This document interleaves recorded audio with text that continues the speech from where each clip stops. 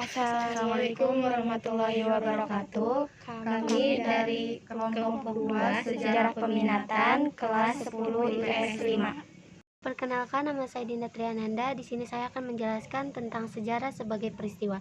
Sejarah sebagai peristiwa maksudnya bahwa sejarah dipandang sebagai kejadian faktual atau nyata di masa lampau. Tidak semua kejadian yang lalu merupakan sejarah karena tidak semua kejadian memiliki relasi dengan kehidupan manusia dan sosial. Syarat jadi sejarah suatu peristiwa: 1. Harus memiliki relasi atau hubungan dengan kehidupan manusia. 2. Memperhatikan dimensi ruang dan waktu. 3. Dapat dikaitkan dengan peristiwa lain. 4. Adanya kausalitas, hubungan sebab dan akibat. 5. Merupakan sebuah perubahan dalam kehidupan. Syarat penting: objek dan abadi. Contoh: bom Hiroshima Jepang dan proklamasi kemerdekaan.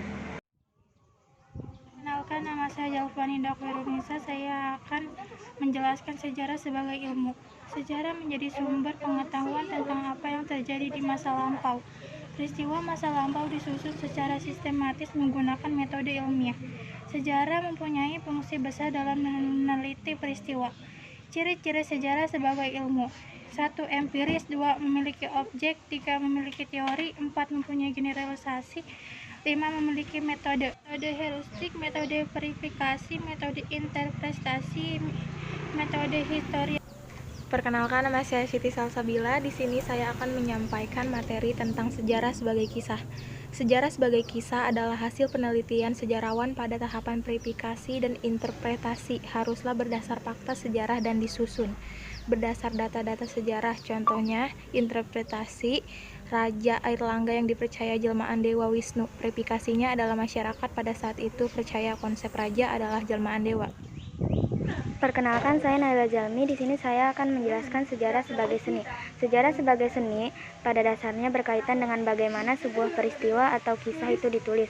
Artinya, seorang sejarawan dalam menulis harus memiliki intuisi, imajinasi, emosi, dan gaya bahasa yang baik.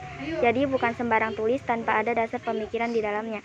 Intuisi diperlukan oleh sejarawan saat memiliki topik hingga merangkai seluruh fakta menjadi sebuah kisah. Sedangkan imajinasi dibutuhkan dalam menyusun fakta-fakta sejarah yang berhasil ditemukan agar menjadi utuh dan bulat sehingga mudah dipahami. Perkenalkan, nama saya Nuriyah Aprilia. Saya akan menjelaskan cara berpikir sinkronik dalam sejarah. Berpikir sejarah secara sinkronik yaitu berpikir meluas dalam ruang tetapi terbatas dalam waktu. Pendekatan sinkronik biasa digunakan dalam ilmu-ilmu sosial. Sinkronik lebih menekankan pada struktur dan hanya menganalisis suatu kondisi tertentu. Perkenalkan, nama saya Rosalia Putri. Saya akan menjelaskan cara berpikir diakronik dalam karya sejarah. Berpikir diakronik adalah berpikir kronologis dalam kurung urutan dalam menganalisis sesuatu. Kronologis adalah catatan kejadian-kejadian yang diurutkan sesuai dengan sesuatu kejadiannya. Kronologis dalam peristiwa sejarah dapat membantu merekonstruksi kembali peristiwa berdasarkan urutan waktu secara